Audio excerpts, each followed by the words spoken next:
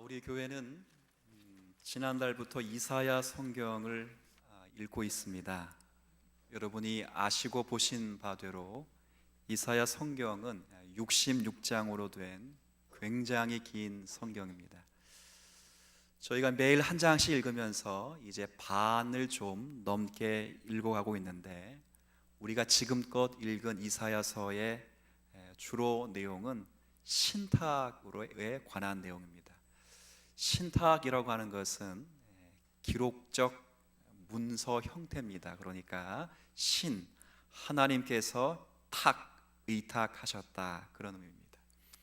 하나님께서 예언자를 통해서 당신의 뜻을 나타내시거나, 혹은 하나님의 백성이 여호와께 뜻을 여쭈을 때 하나님께서 대답하시면서 당신의 뜻을 나타내시는 문학적 형태가 신탁이라는 형태입니다. 여러분이 읽어오시면서 반복된 어휘를 들으셨을 텐데, 이런 어휘가 매 장마다 반복되는 경우가 참 많았습니다. 하늘이여 들으라, 땅이여 귀를 기울이라, 이런 말씀 참 많았죠. 그리고 무엇에 관한 경고라, 이런 표현도 많았습니다. 그리고 무엇에 관한 누구누구에 대한 말씀이라, 이런 표현도 참 많았습니다. 이런 표현을 쓰시면서 하나님께서는 당신의 뜻을 백성들에게 알리셨습니다. 그리고 그 알리신 뜻을 기준으로 해서 현실적인 정치나 개인의 신앙적 문제에 대해서 경고도 하셨습니다. 뿐만 아니라 그 뜻을 통해서 먼 미래의 소망을 약속하시기도 했습니다. 제가 왜 이런 말씀을 드리냐면, 오늘부터 그리고 39장까지 읽어가는 이제 이 부분은 일부가 끝나는 내용입니다. 혹시 이사야 처음 나눌 때 한 말씀 기억나시는지 모르겠네요. 다시 한번 점검해 드릴게요. 이사야 성경은 총 몇 장으로 되어 있죠? 제가 방금 전에 말씀드렸으니까. 그래서 이사야 성경은 66장으로 되어 있는데 딱 2부로 나누어졌다 그랬습니다. 2부. 1부는 총 몇 장이라고 했어요? 39장. 그러면 2부는 몇 장이 되겠어요?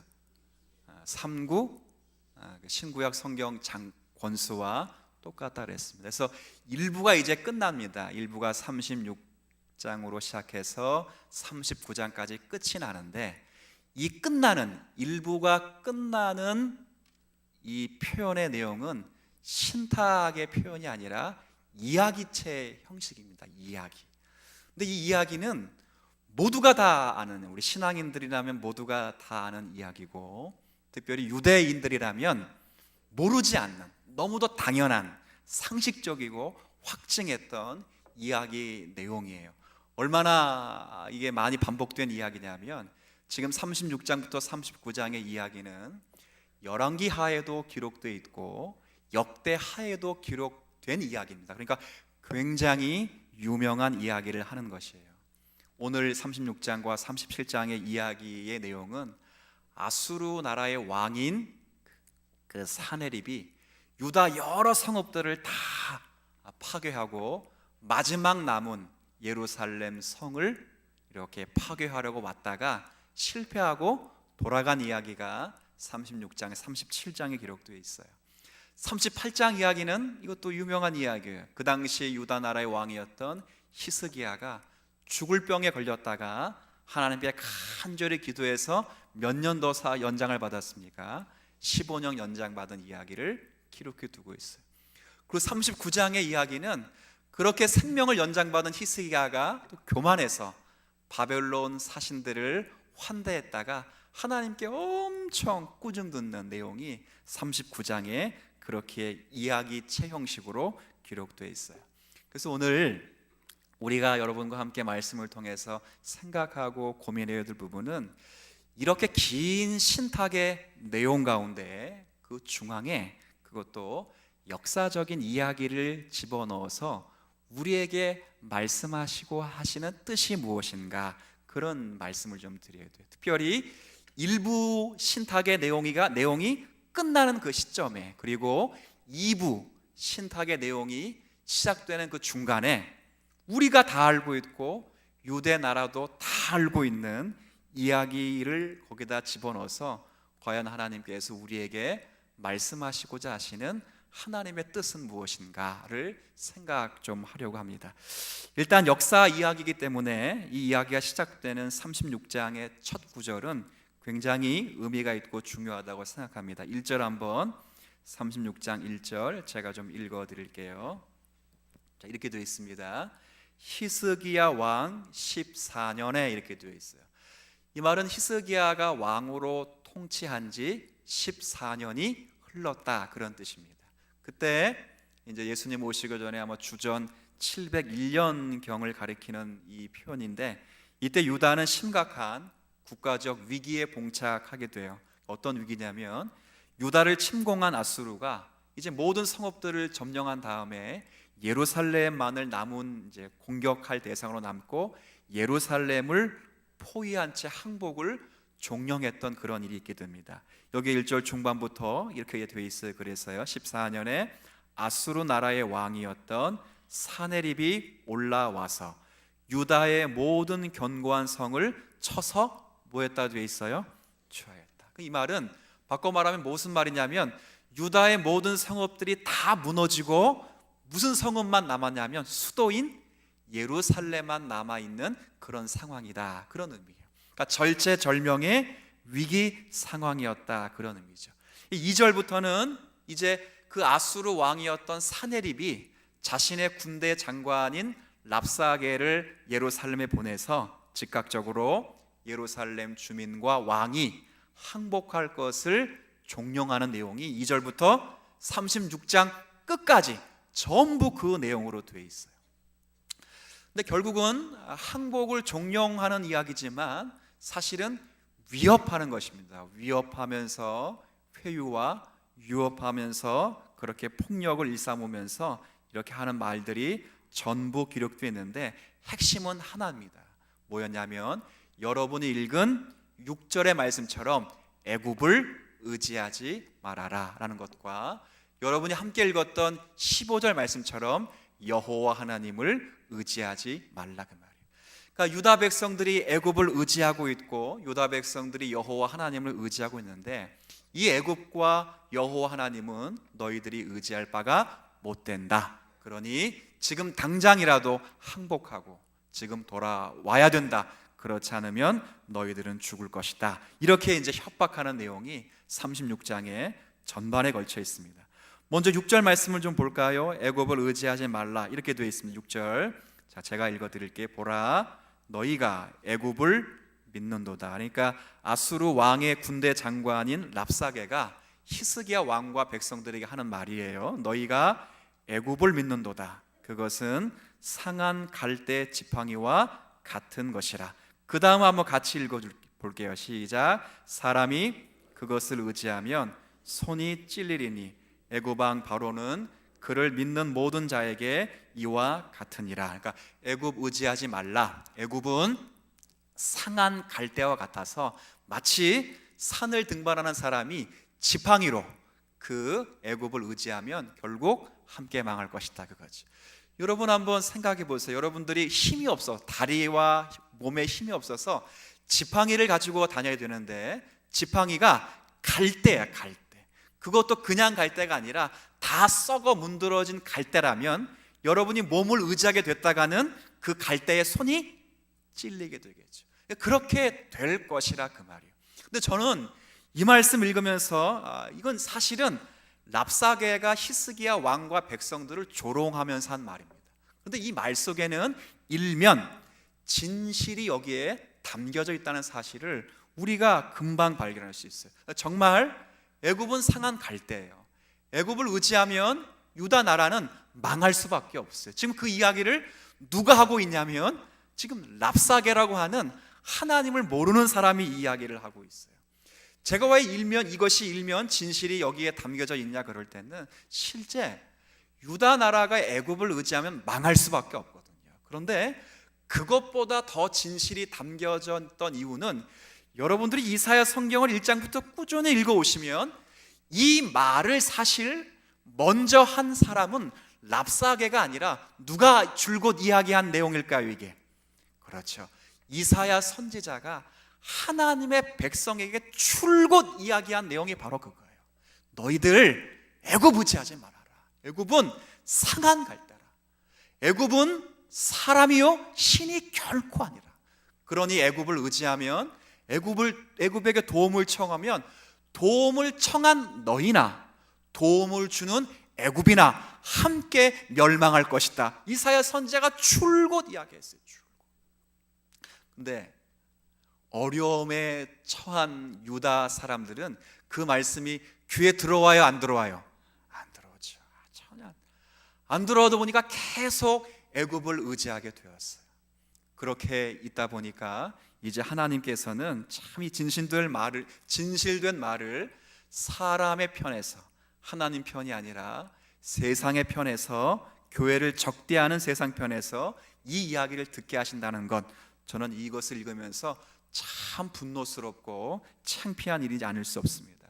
맞는 것 같아요. 그런데 여러분, 신자가, 교회가, 우리가 하나님의 수없이 반복되는 경고를 경히 여기고 자성의 목소리를 높이지 않고 진심으로 회개하지 않고 이 땅에 하나님의 백성으로 잘 살아가지 못하면 하나님 편에서 말씀하시지 않고 세상의 교회를 조롱하면서 말할 때가 와요. 실제 지금 그렇잖아요. 한국 교회와 한국 교회를 이끄는 교계 기독 지도자들이 정말 하나님의 말씀 앞에서 바로 살지 않고 성도들이 그 하나님의 뜻을 가지고 정의와 공의대로 살지 않을 때 지금 수없이 교회 안에서도 말씀과 말씀의 본질로 저와 여러분을 수없이 꾸짖고 있음에도 불구하고 그것이 잘 실현되지 않고 자신을 돌아보지 않을 때 이제는 교회가 말하지 않아요. 교회를 교회 보고 회개하라고 말하는 데는 교회가 아니에요. 교회를 보고 교회 보고 회개하라 말하고 목사와 성도를 보고 회개하라 말하는 데는 교회가 아니에요. 하나님 말씀이 아니에요. 어디가 그렇게 지금 말하고 있어요? 대단히 자존심을 상하셔야 돼요. 오늘 읽었던 이 6절의 말씀처럼 교회를 향하여 세상에 뭐라 말합니다. 너희들 하나님 믿지? 하나님 믿는데 결국 선택하는 것은 돈이네? 똑같이 말하잖아요. 야, 너 의와 공의의 정의를 실현하지, 하나님 섬기지, 근데 결국 선택하는 것이 너의 명예와 성공 아니냐? 세상에 그렇게 말해요. 교회 속에서 우리 장로님 기도했듯이 우리 종교개혁이 500년 동안 진행됐는데 이 500년 동안 그런 외침이 없었을까요? 그렇지 않아요. 수없이 자성의 목소리를 높이자고 하나님 말씀이 수없이 전해졌음에도 불구하고 전하는 자나 듣는 자가 그 말씀에 귀를 기울이지 않으면 하나님께서는 돌들을 통해서도 나귀를 통해서도 말씀하셔요. 굉장히 두려운 말씀이에요. 이 말씀은 그냥 맞다라는 표현이 아니라 교회가 각성하고 두려워해야 될 말씀으로 우리가 여길 줄 아셔야 돼요. 그런데 이 랍사게는 애굽만을 의지하면 안 된다라는 말을 하지 않고 또 곧바로 하나님을 의지하지 말라 이렇게 이야기를 해요. 자, 15절 말씀. 자, 이것 다시 한번 여러분과 제가 함께 천천히 읽도록 하겠습니다. 15절은 여호와 하나님을 의지하지 말라 그런 말이에요. 함께 읽습니다. 히스기야가 너희에게 여호와를 신뢰하게 하려는 것을 따르지 말라. 그가 말하기를 여호와께서 반드시 우리를 건지시리니 이 성이 아수르 왕의 손에 넘어가지 아니하리라 할지라도 히스기야의 말을 듣지 말라. 그러니까 이건 랍사게가 조롱하는 거예요. 봐라, 야, 너의 왕인 히스기야가 여호와 하나님께서 이 성을 보호하실 것이다 라고 말하지만 결코 그 말을 듣거나 그 말에 속지 말라 그렇게 이야기를 하는 거예요. 그러니까 히스기야 말을 믿지 마라. 그는 너희를 구원하지 못한다. 히스기야가 너희에게 여호와를 믿으라고 말하는 거 다 그거 속임수다 이렇게 말하는 거예요. 이 말하는 이유가 있어요. 18절부터 여러분이 집에 가서 곰곰이 읽어보시면 왜 여호와를 믿지 말아야 되는가를 아수르 편에서 이야기를 하는 거예요. 아수르가 예루살렘에 오기까지 다른 나라는 건드리지 않고 그냥 온 게 아니에요. 모든 나라들을 다 무너뜨리면서 마지막으로 도착한 곳이 예루살렘이에요. 그러면서 말하지요. 봐라, 여러 나라 가운데 여러 나라들이 섬기는 그 신들 가운데 아수르의 칼과 창을 피했던 민족과 신들이 어디에 있었느냐? 심지어는 너의 나라와 형제 국가인 북이스라엘도 우리 방금 전에 나의 칼과 아수르 왕의 칼에 무너졌다. 그들도 누구를 섬겼다고요? 여호와 하나님을 섬긴 것 아니냐.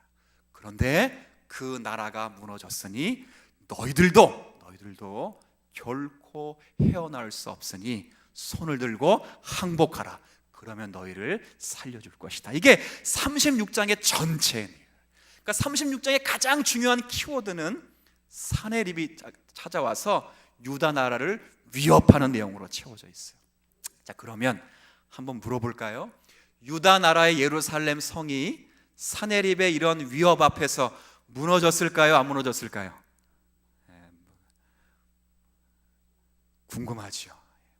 답은 여러분이 아실 수도 있고 아시는 분이 계시겠지만 답은 37장에 어떻게 기록되는지 한번 볼게요. 37장에. 자, 37장. 이게 36장과 37장은 한 문단이에요. 문단이기 때문에 37장 36절. 자, 36절. 아니 뭐 성경 한 장 넘기는데 이렇게 많이 넘어가. 그래서 37장 다음 장에 다음 장. 다른 성경이 아니고 그냥 이사야 성경 37장 보는 거예요. 여러 장을 넘길 필요가 없어요. 바로 다음 장 넘기면 되는 거예요. 37장 36절. 자, 다 함께 읽겠습니다. 시작. 여호와의 사자가 나가서 아수르 진중에서 18만 5천인을 쳤으므로 아침에 일찍 일어나 본즉 무엇뿐이라. 놀랍지요. 근데 참 재밌는 것은 보세요. 36장에 기록된 내용은 전부 위협이야. 위협. 그러면 이 37장의 내용 속에서 어떤 모습으로 이야기니까 기록되어야 되냐면 굉장히 기승전결이 멋있게 기록되어야 돼요. 위협이 크면, 앞에 서두가 크면 본론과 결론도 화려해야 돼요? 화려하지 않아야 돼요? 화려해야 되죠. 그러면 결론도 멋지게 끝나야 되는데 결론은 딱 몇 절이에요? 한 절이에요. 싱겁게 끝났어요. 여호와의 사자가 아수르 군대를 치니 뭐밖에 없다고요? 근데 전부 앞에는 무슨 내용이에요? 항복 안 하면 죽여버린다. 너희는 전부 위협이요, 위협.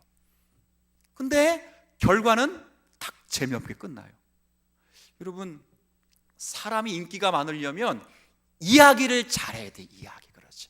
제가 이 청년들에게도 이게 가끔 이게 듣는 거지만 여자 청년들이 좋아하는 남성상이 첫 번째는 뭘 것 같아요? 신앙. 우리 장로님은 틀렸어요. 장로님도 너무 신앙이 좋으시는데 얼굴이에요. 얼굴하고 똑같이 좋아해야 되는 거 뭐예요? 말을 잘해. 저는 그래서 인기가 없어요. 사람이 좀 말을 잘해야 되는데 저는 말을 잘 못해요. 여러분이 아시는 대로 이제 말을 하도 못해가지고 목사님들하고 이야기를 하면 제가 한마디 끝내려고 하면 막 이야기가 너무 많아가지고 제가 한마디 탁 끝나면 소강이 돼요. 소강. 원래 분위기는 지나갔거든요. 우리 아내도 여러분 아시는데 말을 참 잘해요. 잘해서 저랑 대화를 하면 그러니까 제가 제가 끼어들 틈도 없이 말을 참 잘해요. 그리고 말을 열심히 한 다음에 이거 또 혼날지 모르겠는데 말을 열심히 한 다음에 저한테 뭐라 그러냐면 왜 여보 당신은 말을 안 해? 말할 기회를 줘야 말을 하지. 그래도 말을 되게 재밌게 막 해요. 막 하다가 또 제가 이렇게 이야기하려고 하면 이미 그 대화는 끝났어. 주제가 다른 걸로 넘어. 그러니까 말이 재밌어야 돼. 제가 무슨 말씀드린지 아시죠? 이야기라면 이야기가 재밌어야 돼. 근데 재미가 더럽게 없어요. 열왕기하고 역대하는 재미가 무지 많은데 똑같은 이야기인데 이 신탁에서 속해 있는 이 이야기는 재미가 없어요. 그러니까 이야기를 하려는 게 아니에요. 이것도 신탁이에요. 신탁. 위협이 그렇게 많은 위협 속에서 결과를 딱 한 절로 끝내서 히스기야의 위대함이라든가 백성들의 간절함은 하나도 기록하지 않고 전부 위협이요. 위협 속에서 왕도 떨었더라, 백성들도 떨었더라, 이거 포기할까 말까, 항복할까 말까 그러다가 결국 누가 나왔다고요? 하나님이 딱 갑자기 등장해가지고 저들을 치니 그들 뭐밖에 안 남았다고요? 신기하잖아요. 재미밖에 없어요. 근데 왜 이런 이야기를 할까? 이것도 다른 면에 있어서는 하나님의 신탁의 내용이라는 거예요. 무슨 내용인가 보세요. 다른 것이 아니라 지금 아수르의 그 위협이 정말 강력하고 정말 위대하고 인간의 힘으로 도저히 북이스라엘도 멸망시킨 위협이기 때문에 남유다도 예루살렘만 남아있다 그 말이에요. 그러면 다 쓰러진 거예요. 희망이 없어. 예루살렘 그게 뭔데? 넘어질 수밖에 없어요. 근데 갑자기 호련히 순식간에 누가 개입했다고요? 하나님이 개입하셔서 그 나라를 건지셨듯이 똑같아요. 지금 1장부터 35장까지 하신 하나님의 모든 예언의 역사가, 그 신탁이 갑작스럽게 순식간에 그러니 호련히 하나님 편에서 반드시 이루어질 것이다, 그 이야기를 하는 거예요. 하나님의 놀라운 신탁의 내용이에요. 얼마나 백성들이 떨었겠습니까? 얼마나 백성들이 위협을 받았겠습니까? 하나님의 백성이지만 이 잘체절명의 위기 속에서 하나님 말씀은 살아있는 것인가? 국가의 운명은 무엇인가? 교회의 운명은 어떻게 되는 것인가의 절체절명의 위기, 그 위기가 정말 많듯이 이 아수르의 위기를 막 이렇게 두었어요.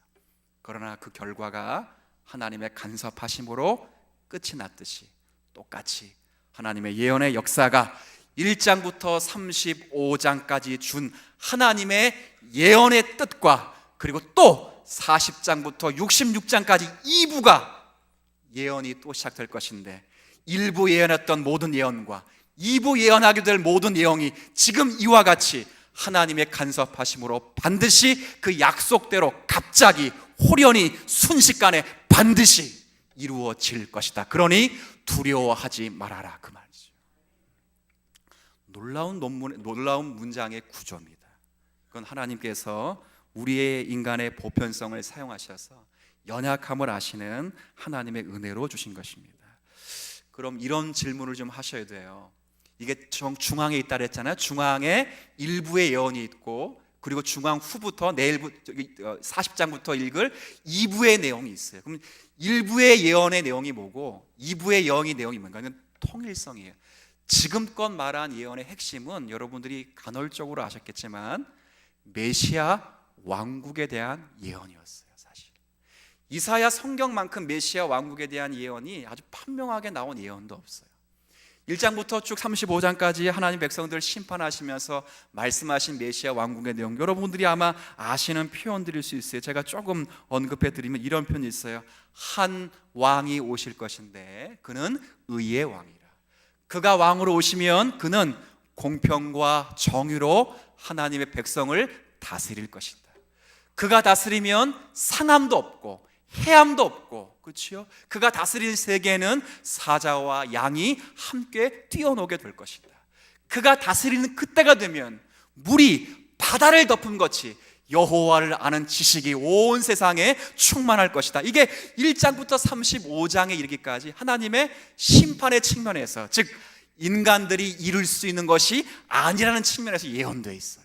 그리고 예언을 이 40장부터 66장까지 똑같은 예언을 할 거예요. 여러분 잘 아시잖아요. 그가 상함은 우리의 죄악 때문이요, 그가 맞으면 우리의 질고 때문이라. 그가 맞고 그가 두드려 맞음으로 우리가 나음과 고침을 받았다. 여호와의 종에 대한 예언을 똑 할 거예요. 그런데 이 모든 예언이, 일부의 예언이 끝나면서 이런 역사적인 이유, 역사적인 성취 사건을 기록해서 반드시 2부의 예언도 반드시 호련히 순식간에 사람의 기준과 사람의 이해를 넘고 사람의 기대와 사람의 상황을 넘어 하나님 편에서 반드시 이루어질 것이다 라는 것을 가르치시는 거예요. 저는 여러분 뭘 느끼셨는지 좀 모르겠습니다만, 저는 이 말씀을 묵상하면서 어제 또 36장, 37장을 곰곰이 읽으면서 뭘 느꼈냐면, 하나님은 정말 진실하시고 신실하신 분이시다는 것을 느꼈어요. 얼마나 우리를 사랑하시는가에 대한 이해를 다시 했습니다. 왜냐하면 우리로 믿지 못하는 죄를 범하지 못하도록 당신이 언약하신 그 약속을 반드시 이루실 것이라는 확신을 주도록, 우리도 잘 알고 있지만 유다 사람들은 이 이야기를 더 잘 알겠죠. 더 잘 아는 이야기. 그 이야기를 통해서 확증을 해줘서 장차 하나님의 백성이 40장부터 66장까지의 이야기, 예언의 내용을 믿고 의지하며 살 수 있도록 하게끔 한 거예요. 1장부터 35장은 그래도 눈에 보이는 거예요. 왜요? 백성들을 심판할 때 죄가 눈에 보이잖아요. 그렇죠? 또 그 백성들을 심판하기 위해서 나라를 들어 사용할 때 그 나라들이 눈앞에 보이잖아요. 그렇죠? 근데 40장부터 66장까지 내용은 눈앞에 보이는 예언이 아니에요. 저 멀리 있는 예언처럼 보여요. 누구에 관한 예언이지요? 예수 그리스도에 관한 직접적인 예언이기 때문에 멀리 있는 것처럼 보여요. 그러나 이 사건을 기준으로 해서 그 예언이 멀리 있는 것처럼 보일지라도 하나님의 편에서는 순식간에 갑자기 호련히 하나님의 방법대로 반드시 이루어질 것이다 이거죠. 사실은 히스기야와 유다 나라를 여기에 등장시켰지만 사실은 히스기야의 열심과 히스기야의 신앙이 돋보이지 않아요. 유다 나라의 어떤 역사심과 유다 나라의 힘씀과 유다 나라의 강력함이 이 본문에 없어요. 전부 하나님이 하신다는 것으로 이루어졌어요. 제가 두 절만 더 읽어드릴게요. 37장, 똑같은 37장이고요 32절 말씀, 32절 일단 먼저 제가 읽을게. 32절입니다. 이는 남은 자가 예루살렘에서 나오며 피하는 자가 시온산에서 나올 것임이라. 함께 읽습니다. 만군의 여호와의, 자, 누가 이루신다고요? 그분의 무엇이? 열심이에요. 지금 그 하나님의 열심이 이것을 이루는 거예요. 35절에도 한번 같이 읽어주시겠어요? 시작. 대저 내가 나를 위하여 내 종 다윗을 위하여 이 성을 보호하며 구원하리라 하셨느니라. 아멘. 그렇죠. 하나님께서 하나님의 열심으로 당신이 예언하신 그 모든 예언의 역사를 반드시 이루어 가실 것이다. 그렇죠. 그러니 걱정하지 말라는 거예요. 아수르 앞에서 무릎 꿇지 말라는 거예요. 아수르도 내가 태초부터 계획한 하나의 나라에 불과하게 될 것이다. 그 나라도 내가 그냥 사용하는 것뿐이다. 너희는 그러나 그 나라에 멸망받지 않고 바벨론이라는 나라에 반드시 죄로 인하여 멸망을 받을 것이다. 그러나 그럴지라도 반드시 돌아오게 될 것이다. 내가 거기서 너를 만들어낼 것이다. 그런데 이 만들어내는 것은 너희들의 열심과 너희들의 정성과 너희들의 상황이 아니라, 이해력이 아니라 나의 열심과 내가 나를 위하여, 내가 내 종을 위하여 반드시 내 백성으로 만들어낼 것이고, 그 백성의 완성을 메시아 왕국으로 보여줄 것인데, 그 왕국은 너희들이 소원하지 못할지라도 반드시 호련히 갑자기 순식간에 그날은 올 것이다. 이게 주님의 일이에요. 그래서 하나님의 무엇으로 이룬다고요? 열심의 열심. 이게 오늘 제가 여러분에게 좀 말씀하고 싶은 표현입니다. 하나님은요, 당신의 영광을 위해서 일하십니다. 우리 지난주에 제가 말씀드린 것처럼 사람의 손으로 무엇이 부족하여 섬김을 받는 분이 결코 아니십니다. 당신의 영광을 위하여, 당신의 뜻을 위하여 열심을 내시면서 지금도 하나님의 백성들을 위하여 일하시고 계십니다. 이것이 우리의 소망이고 유일한 희망입니다. 왜냐하면 하나님께서 열심으로 하나님의 약속을 이루어 가시는 것이 희망이 아니고, 우리의 운명을 우리가 주고 있다고 말한다면 우리보다 더 비참한 인간들은 없습니다. 제가 일부에도 그런 예를 잠깐 들었는데, 요즘 세상이 너무 흉흉해서 제가 이제 아이들을 이렇게 보고 저만 가끔 그런 생각을 해요. 야, 내가 요 새놈 놓고 내가 죽으면, 아내가 죽으면 얘네들 어떻게 살까를 생각을 해요. 그때 이제 깜짝깜짝 그때마다 놀라요. 제가 죽고 싶어서 그런 건 아니고 세상이 너무 흉흉하다 보니까 그런 생각을 해요.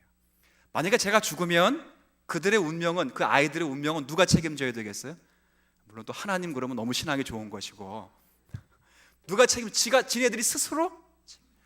근데 자기들이 스스로 책임지고 있는 이 자리는 지금 살아있을 때는 아니죠. 누가 책임지고 있어요? 제가 책임지고 있죠. 만약에 제가 죽으면 얘네들이 어떻게 이 흉흉한 세상을 이겨나갈 수 있을까? 너무 겁이 나요. 그래서 제가 결심했어요. 오래 살게 해달라고. 이게 똑같아요. 하나님 되심의 열심으로 우리의 운명이 좌우되는 것이지, 하나님의 계심에도 불구하고 하나님 없이 우리 개인의 주특기와 개인의 열심과 개인의 어떤 실력에 따라 우리의 운명이 좌지우지되면 우리보다 더 불쌍한 사람이 어디에 있겠느냐 그 말이에요. 하나님은 그런 분이 아닙니다. 하나님은 알파와 오메가 되시고 처음과 나중 되시며 시작과 끝이 되신 분이 여러분을 구원하시기로 약속하시고 그리스도 예수 안에서 복 주시기로 작정하셨다면 순식간에 호련히 갑자기 여러분에게 언제나 이루어지신 하나님이신 줄 믿으십시오. 우리가 믿는 하나님입니다. 예수 안 믿는 사람은 말할 것도 없고요, 예수 믿고 난 사람도 우리가 우리의 운명을 결정하라 그러면 참 불쌍할 것 같아요. 그렇죠? 고린도후서 5장 17절의 말씀은 분명히 이런 말씀이 있어요. 여러분을 뭐라고 부르냐면 그런즉 누구든지 그리스도 예수 안에 있으면 새로운 피조물, 새로운 피조물입니다. 그래서 여러분을 뭐라 부르냐면 이전 것은 지나갔으니 보라 다 여러분은 새 것이에요. 새 것. 맞지요? 그렇죠? 새 것이에요. 새 것. 그런데 생각해 보세요. 새 것인데 새 것처럼 살아가지는 아리까지 하죠. 또 이렇게 되면 웃기죠. 새 것이에요. 새 것. 근데 새 것인데도 새 것처럼 자동화되거나 기계화되어서 자판기에서 버튼만 누르면 나오듯이 의가 생성되지는 않아요. 참 재밌어요. 오늘 같은 멋진 날, 날씨 정말 좋죠. 야, 아빠 엄마 애들 데리고 아침에 드라이브 가고 싶다. 그런데 오늘이 무슨 날이라고요? 주일이었다는 거 아니에요. 저 이야기하는 거 지금. 주일이요. 또 주일이면서 전 또 뭐예요 또? 그렇죠. 목사면 그런 생각 안 나야 되는 거 아니야. 아유, 설교하기 싫다. 오늘 누가 대신하고 애들 데리고 놀러 가고 싶다. 이런 생각 안 해야 되잖아요. 그죠? 근데 한다니까요. 그렇죠? 이 인간이에요.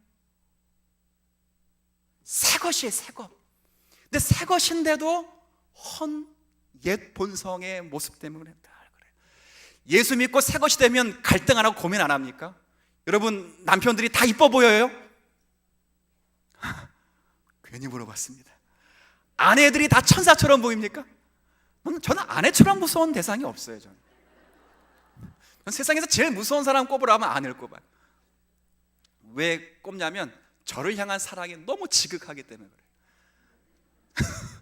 그래서 무서워 죽겠어요. 너무 감사해요. 너무 감사하고 고맙고 거기에 대해서 제가 못해주는 것에 대해서 그 미안함 때문에 두려운 거예요. 사실은 그냥 진짜 뭐 나를 때려서 그런 건 아니에요. 오해할까 봐 전혀. 거기에 대한 반응이 제가 부족해서 언제나 두렵게 살아요. 그렇죠? 미안해서. 그렇죠? 이게 인간들의 모습이에요.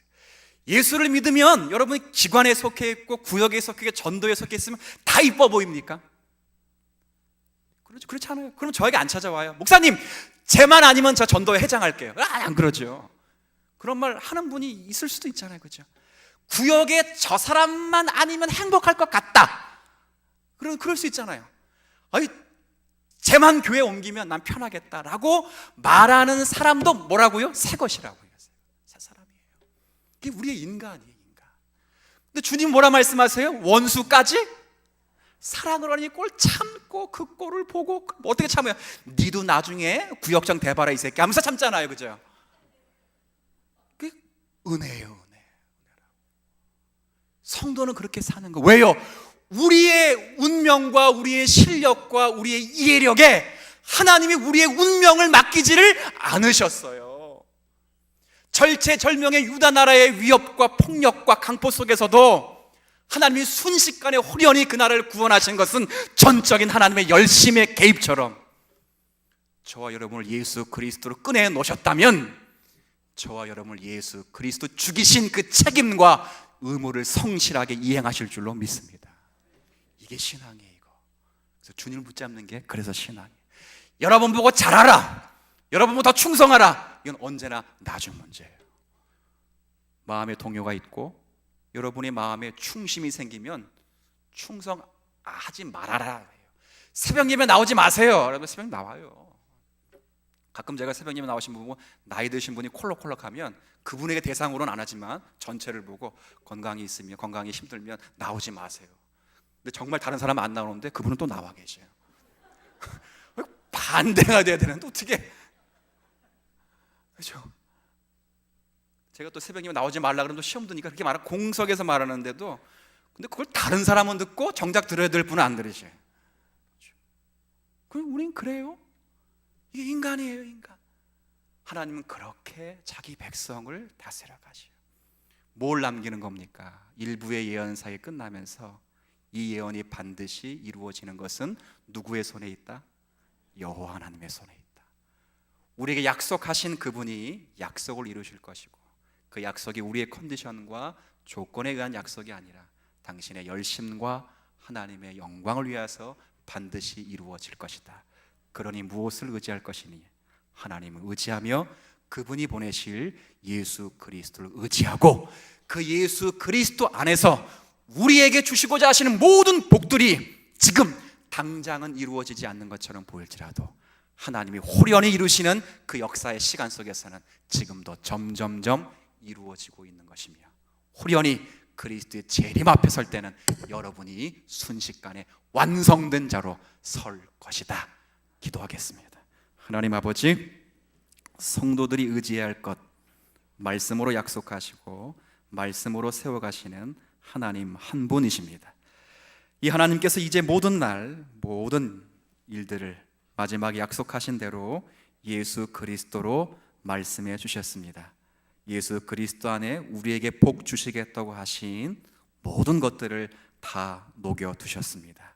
그리고 그 아들 예수 그리스도를 의지하여 그로 인해 결코 두려워하지 않게 하시고 믿음으로 승리하기를 바라시면서 이렇게 말씀하셨습니다.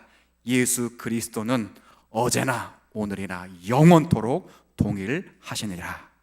하나님께서 마지막에 말씀하신 그 말씀의 계시가 예수 그리스도시고, 그 계시는 영원하 동일하시며 영원토록 변함이 없으신 분이십니다.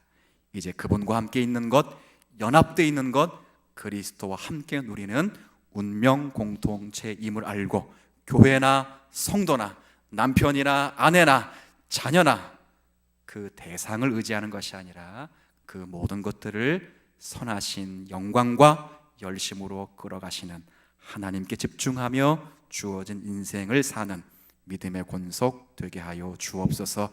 예수님의 이름으로 기도 올립니다.